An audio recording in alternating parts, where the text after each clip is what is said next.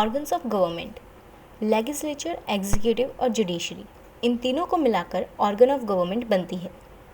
इस वीडियो में हम समझेंगे इनके स्ट्रक्चर और फंक्शंस के बारे में कि ये काम कैसे करती है और इनका स्ट्रक्चर क्या है काम करने का। अब जैसे कि इंडिया में फेडरलिज्म है तो सेंट्रल और स्टेट के बीच पावर्स भी डिवाइडेड होंगी।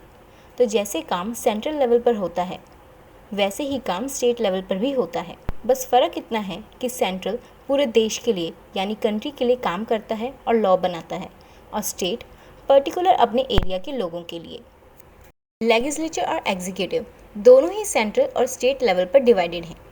जैसे कि हमने पढ़ा कि सेंट्रल और स्टेट में पावर्स डिवाइडेड हैं, ऐसे ही लेजिस्लेटिव पावर्स भी दोनों में डिवाइडेड हैं।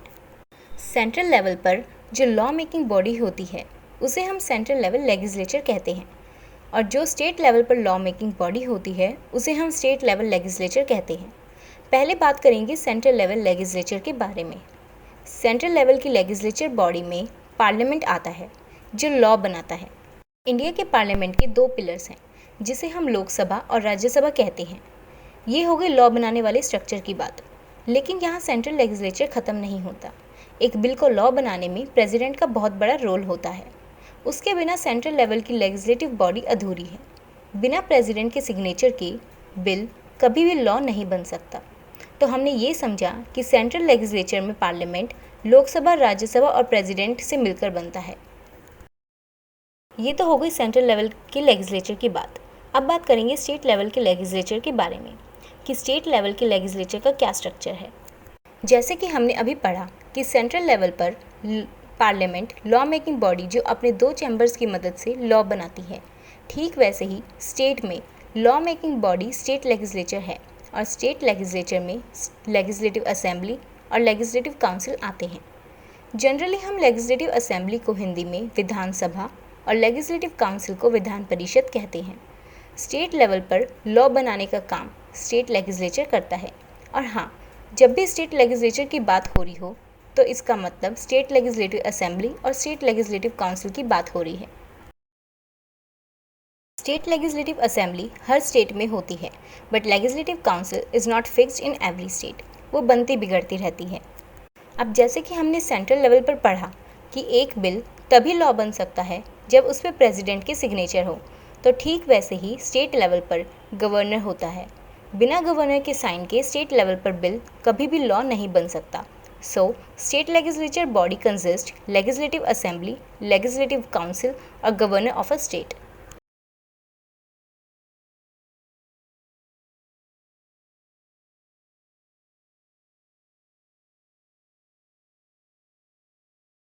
अभी हमने पढ़ा कि लॉ बनाता कौन है सेंट्रल और स्टेट लेवल पर। अब हम बात करेंगे कि उस लॉ को इम्प्लीमेंट कौन करवाता है, मतलब कि हम समझेंगे एग्जीक्यूटिव के बारे में, उसके सेंट्रल और स्टेट एग्जीक्यूटिव के स्ट्रक्चर के बारे में। पहले थोड़ा सा समझते हैं कि एग्जीक्यूटिव होता क्या है। एग्जीक्यूटिव एक बॉडी है जो लॉ को इम्प्लीमेंट करवाती है। सीधे शब्दों में कहें तो वो ब्रांच या वो बॉडी जो लॉ को लागू करवाती है, जो लॉज लेजिस्लेचर अडॉप्ट करता है। इंडिया में पार्लियामेंट्री एग्जीक्यूटिव सिस्टम है तो जाहिर सी बात है कि ज़्यादा पावर्स प्राइम मिनिस्टर के पास होती है। इसमें प्रेसिडेंट नॉमिनल हेड होता है, मतलब प्रेसिडेंट के पास पावर्स नाम मात्र की होती है। पहले हम सेंट्रल लेवल एग्जीक्यूटिव सिस्टम के स्ट्रक्चर के बारे में समझेंगे। सेंट्रल लेवल एग्जीक्यूटिव सिस्टम में president, vice president, prime minister और काउंसिल ऑफ मिनिस्टर्स आते हैं। इन चार बॉडीज़ को मिलाकर सेंट्रल लेवल एग्जीक्यूटिव सिस्टम बनता है। अब बात करते हैं स्टेट लेवल एग्जीक्यूटिव सिस्टम के स्ट्रक्चर के बारे में। तो स्टेट एग्जीक्यूटिव सिस्टम में गवर्नर, चीफ मिनिस्टर और काउंसिल ऑफ मिनिस्टर्स आते हैं जो स्टेट लेवल पर लॉ इम्प्लीमेंट करवाते हैं। जैसे सेंट्रल लेवल पर नॉमिनल हेड प्रेसिडेंट होता है, ठीक वैसे ही स्टेट लेवल पर नॉमिनल हेड गवर्नर होता है। अगर आपने मेरी video difference between governor and lieutenant governor नहीं देखी है तो वो वीडियो ज़रूर देखिए। उससे आपको बेटरली समझ में आ पाएगा कि गवर्नर की क्या पोजीशन होती है स्टेट में और क्या पावर्स होती हैं।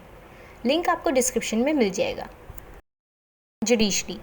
जुडिशरी सेंट्रल और स्टेट लेवल पर डिवाइडेड नहीं है, वो पूरी कंट्री के लिए है। ऐसा नहीं है कि उसका कोई स्ट्रक्चर नहीं है, जुडिशरी का भी स्ट्रक्चर है और वो पूरी कंट्री के लिए है। उससे पहले हम थोड़ा सा जुडिशरी के बारे में समझ लेते हैं कि जुडिशरी का क्या काम है। जुडिशरी तीसरा ऑर्गन है गवर्नमेंट का और इसका काम लोगों के बीच डिस्प्यूट्स को सॉल्व करना होता है। इसका सिंपल मतलब ये कि जुडिशरी का काम न्याय करना होता है कि कौन इनोसेंट है और कौन गिल्टी। अब समझेंगे इंडिया की जुडिशरी की हायरार्की के बारे में।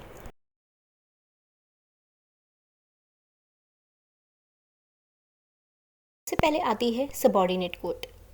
हाई कोर्ट के नीचे आती है subordinate court in district. India की हर डिस्ट्रिक्ट में वेरियस टाइप्स की सबऑर्डिनेट कोर्ट होती है and various types of subordinate courts are civil courts, criminal courts and revenue courts.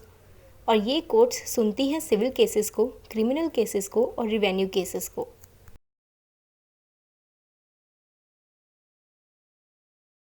Subordinate court के बाद आती है हाई कोर्ट और ये कोर्ट सुप्रीम कोर्ट के नीचे भी आती है। हर स्टेट की अपनी हाई कोर्ट होती है बट कुछ स्टेट्स और यूनियन टेरिटरीज ऐसी भी हैं जिनकी एक ही हाई कोर्ट है, जैसे पंजाब, हरियाणा और चंडीगढ़ की Punjab and Haryana high court और तमिलनाडु और पौंडीचेरी की चेन्नई हाई कोर्ट।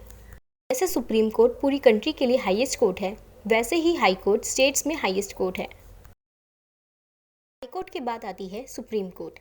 सबसे पहले और पूरी कंट्री में जिसके पास सबसे ज़्यादा जुडिशियल पावर है, जिसका फैसला पूरी कंट्री में लागू होता है और पूरी कंट्री के लिए वो एक ही हाईएस्ट जुडिशियल कोर्ट है, वो है supreme court. Supreme court India की हाईएस्ट जुडिशियल कोर्ट है और साथ ही साथ final court for appeal in India. Supreme court को हम हिंदी में भारतीय उच्चतम न्यायालय भी कहते हैं। चीफ जस्टिस ऑफ इंडिया को मिलाकर टोटल 34 जजेस होते हैं सुप्रीम कोर्ट में।